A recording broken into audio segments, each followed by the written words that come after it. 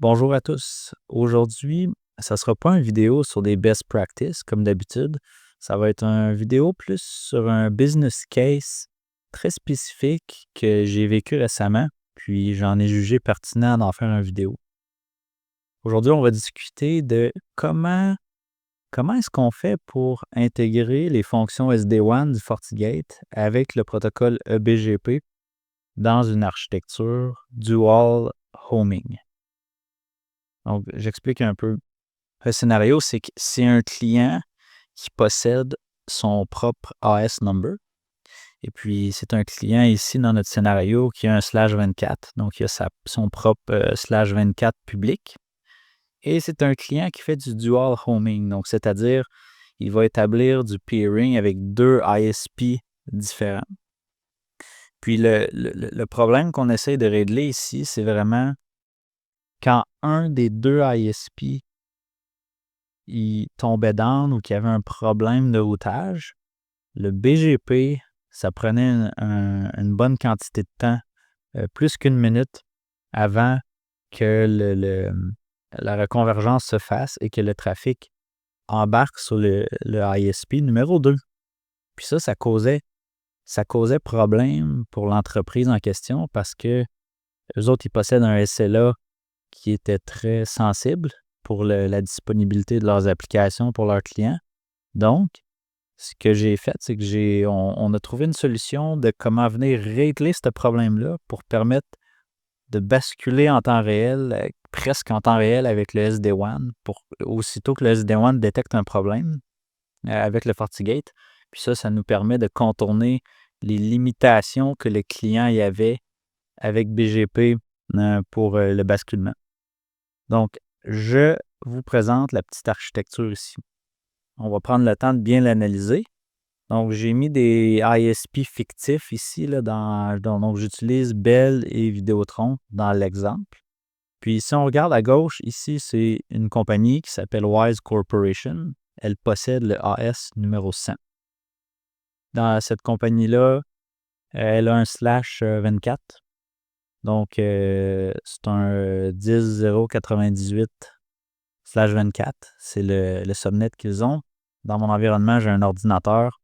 L'ordinateur il est connecté avec son port 2 au port 4 de ce FortiGate. Puis le port 1, c'est juste pour du management, c'est pour me connecter dedans.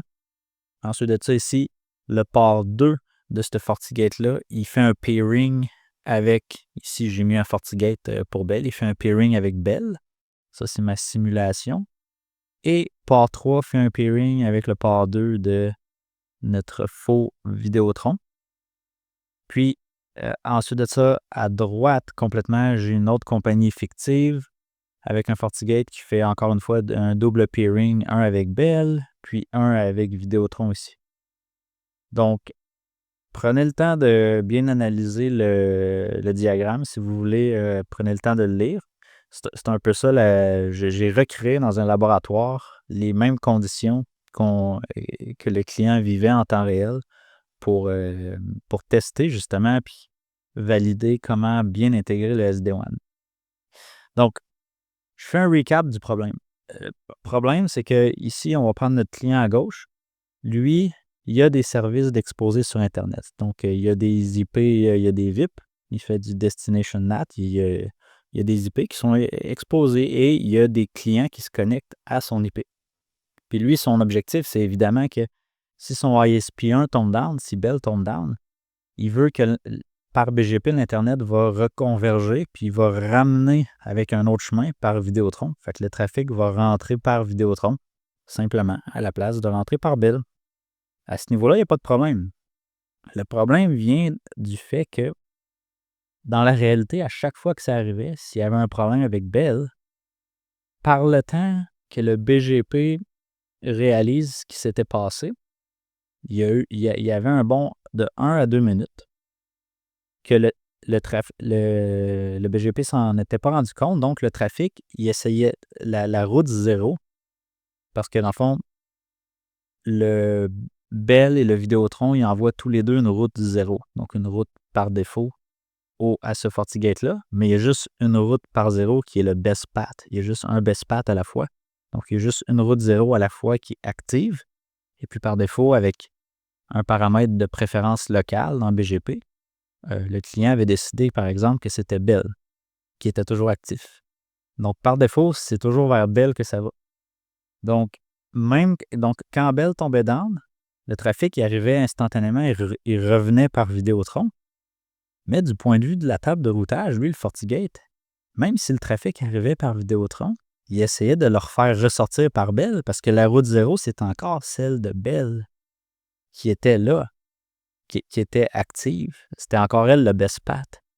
Puis c'est là qu'on avait le problème. Donc, il y a un protocole avec BGP qu'on peut utiliser, ça s'appelle le BFD. La job du BFD, c'est arrêter de détecter ça.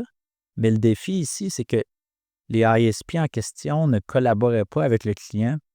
Donc, le client n'était pas en mesure d'implanter le BFD avec les ISP. Donc, ça, c'est un problème. Ça veut dire que si les ISP ne collaborent pas, tu ne peux pas mettre ce protocole-là en place qui t'aurait permis de détecter les failures. Donc, c'est là que j'ai dit, OK, ben on va essayer de prendre ça en charge nous-mêmes et de ne pas être dépendant des ISP pour détecter que le trafic ne passe plus. Puis c'est là qu'on arrive avec le SD-WAN. Donc, le but avec le SD-WAN, ce qu'on essaie de faire, c'est que le SD-WAN détecte pour nous instantanément si le trafic ne passe plus chez Bell pour qu'automatiquement, il fasse ressortir par Vidéotron pour pas qu'il y ait de perte de routage. Donc, en plus de ça, Bell et Vidéotron, ils envoient une route 0. Et en plus, chacun d'entre eux, ils envoient des préfixes qui sont locales à eux-mêmes, qui sont spécifiques. Donc, Vidéotron, il a ses propres préfixes locales. Bell aussi. Donc, il faut tenir ça en compte aussi parce que des fois, si il y a du trafic qui est initié vers l'Internet et que Vidéotron, il y a un préfixe qui est plus local, ben, on veut quand même faire sortir le trafic par Vidéotron, même si Bell est disponible. Donc, il y avait ça aussi comme défi pour l'intégrer avec le SD-WAN. La première chose qu'il faut faire ici, c'est que le premier défi, c'est que là, il y avait juste une route 0 qui était active en même temps. Puis quand on fait du SD-WAN, ça nous prend du Equal Cost Multipath. Il faut avoir nos deux routes qui sont actives en même temps dans la table de routage pour que le SD-WAN puisse flipper de un à l'autre rapidement. Donc, c'est là que j'ai découvert cette option dans BGP, le eBGP Multipath. Ça, ce que ça permet, c'est que ça te permet d'avoir des routes ECMP, fait que du Equal Cost Multipath. Donc, tu peux avoir deux best paths en même temps qui sont installés dans ta table de routage. Puis, de la façon qu'on le voit ici, on se le reflète. Vous voyez, deux routes BGP, deux routes 0. J'ai ma route vers Vidéotron, ma route vers Bell. En passant, petite parenthèse, c'est sûr que cette vidéo-là, je le fais en assumant que vous devez déjà comprendre BGP. Si vous ne comprenez pas BGP, ça va être difficile de suivre. Donc, prenez le temps peut-être d'aller faire des recherches et revenir à cette vidéo-là quand vous aurez un peu plus étudié la base de BGP. Bon, parenthèse terminée. Donc, maintenant que j'ai mes deux routes, fait que la première chose, il faut mettre les deux routes 0 en même temps dans notre table de routage. Ensuite de ça, ce qu'il faut faire, j'ai créé mes deux zones SD-WAN. Donc, j'ai une zone qui s'appelle Bell, une zone qui s'appelle Vidéotron. Dans ma zone Bell, j'ai l'interface Bell. Dans ma zone Vidéotron, j'ai le port 3 qui est l'interface Vidéotron. Ensuite de ça, il faut que je crée un SLA. Donc, j'ai créé mon SLA ici. Je fais juste un ping vers 8888. Puis, c'est ce ping-là que SD-WAN utilise pour mesurer la qualité de mes deux liens. Donc, ça mesure le packet loss, la latence et le jitter ici. C'est le SLA qui va détecter quand il y en a un qui est down. Puis c'est grâce à ce SLA-là qu'on va pouvoir basculer de Bell à Vidéotron pratiquement instantanément, même avant que le BGP nous le dise. Ensuite de ça, une fois que c'est fait, ben, je dois créer une SD-WAN rule. Puis ma règle primaire, c'est celle-là. Donc, je dis source all, destination all. parce que ça englobe tout le trafic, là, c'est de tout à tout. Ensuite de ça, la stratégie, moi, je ne me suis pas cassé la tête, j'ai pris manuel. Donc, j'aime bien manuel, c'est assez simple pour le besoin ici. Donc, manuel, c'est que je sélectionne Bell en premier, puis Vidéotron en deuxième. Donc, ça veut dire que par défaut, le trafic sera toujours envoyé vers Bell. Et si Bell tombe down, il va passer au prochain Vidéotron jusqu'à temps que Bell revienne. Après ça, il reviendrait à Bell pour le trafic. Donc, priorité Bell dans ma règle ici. Puis, c'est aussi simple que ça. Donc là, avec ce paramètre-là, je viens de mettre en place mon SD-WAN avec mes préfixes BGP. Bon. Là, avant d'aller plus loin, parce que là, il y a un problème. Cette configuration-là cause un certain problème avec les préfixes spécifiques à Bell et Vidéotron qu'on reçoit du BGP. Ça va créer problème, puis vous allez comprendre pourquoi. C'est important de comprendre le processus de route lookup dans le FortiGate pour comprendre qui a priorité sur quoi. Puis c'est là que vous allez voir. Donc, quand le FortiGate regarde pour savoir quelle route qu'il va prendre pour envoyer du trafic, la première chose qu'il regarde, c'est les policy routes. Ça part ici en haut. Une policy route, c'est une règle ici, là, c'est dans policy route. C'est une route spéciale, c'est une route qu'on peut customiser avec des paramètres plus spécifiques qu'une route normale. Donc, la première chose qui a priorité dans un FortiGate, c'est policy route. Si ça match, ça forward le paquet. Après ça, ISDB route. Une ISDB route, c'est la même chose qu'une policy route, sauf que c'est une policy route qui va utiliser un objet ISDB comme destination. Ensuite de ça, SD-WAN rule. Puis c'est ça qui est important de comprendre.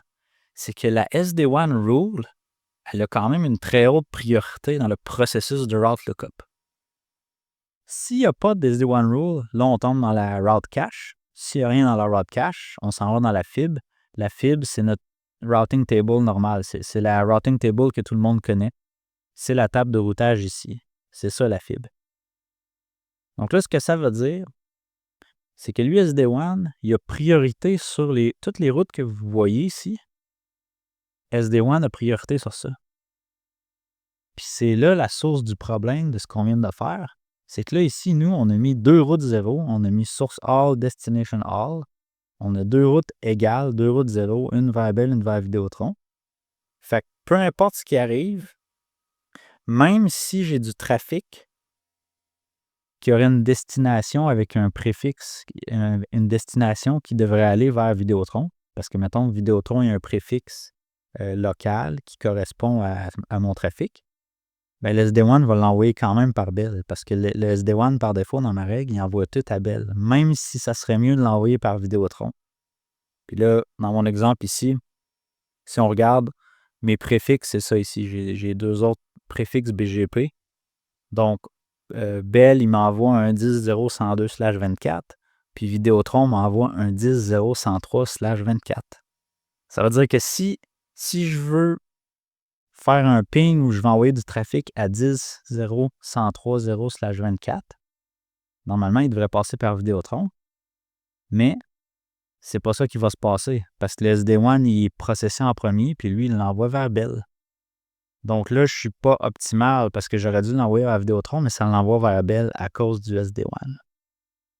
Donc là, la question qui se pose, c'est comment est-ce que je pourrais faire pour venir modifier ou ajouter une règle SD-WAN qui me permettrait de tenir en compte des préfixes BGP que je reçois de Bell et Vidéotron?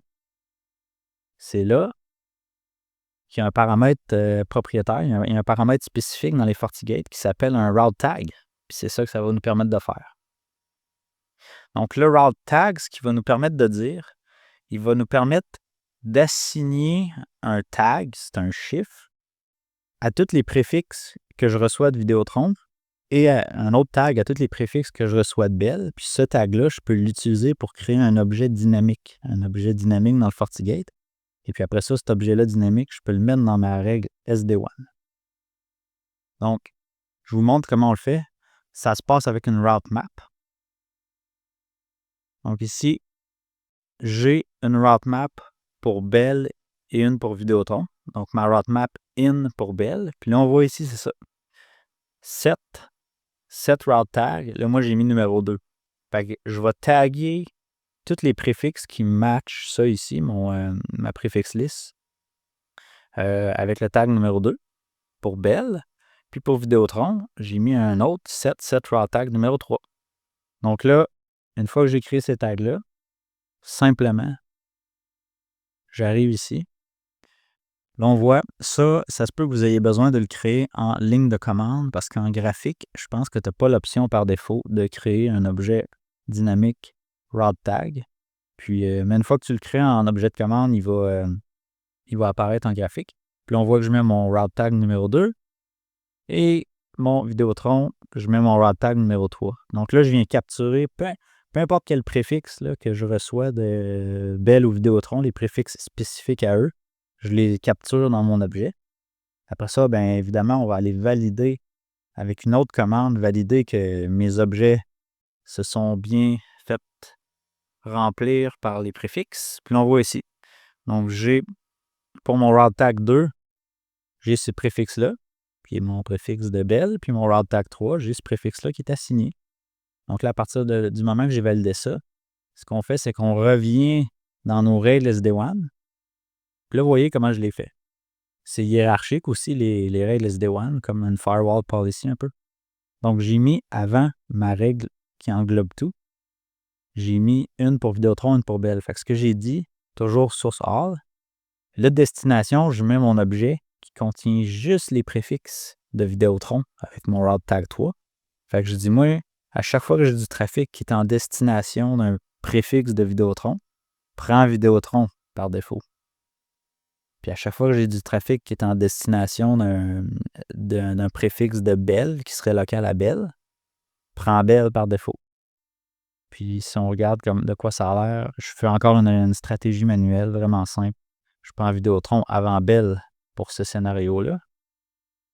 Puis pour l'autre, eh bien, je prends Bell en premier. Donc ces deux règles-là vont juste se limiter à mes tags, mes objets tags. Puis après ça, si un trafic n'est pas en destination d'aucun de ces tags-là, là, ça frappe ma règle par défaut. Et par défaut, mes règles 0, c'est Bell qui est en premier parce que j'en ai décidé ainsi. Et donc maintenant, à partir de là, ben là, on est venu intégrer le SD-WAN avec les préfixes BGP, les préfixes EBGP. Puis ça fait en sorte qu'à partir de là, aussitôt Bell tombe down, mon SD-WAN va le détecter, puis instantanément, il va tout de suite renvoyer mon trafic par Vidéotron. Il va tout de suite prendre la route de Vidéotron ici, en priorité. Puis la continuité des affaires continue. Donc, c'est ça, c'est un petit business case qui est intéressant. Ça ne touche pas tous les clients, mais pour ceux que ça touche, ça a énormément de valeur. Puis même si vous n'avez pas un business case comme ça, juste le fait de comprendre le concept que tu peux prendre, tu peux taguer des préfixes BGP, puis après ça, les mettre dynamiquement dans un objet, c'est très puissant. Tu peux prendre ça, tu peux les mettre dans une firewall policy, tu peux faire plein de choses avec ça. Tu peux même faire des local in policy, des SD-WAN policy. Donc, ça ouvre beaucoup d'autres possibilités et opportunités dans le FortiGate avec ce paramètre-là. Donc, j'espère que vous avez apprécié la vidéo et que vous avez appris des choses. Puis, suivez-moi sur LinkedIn pour les mises à jour et les prochaines vidéos.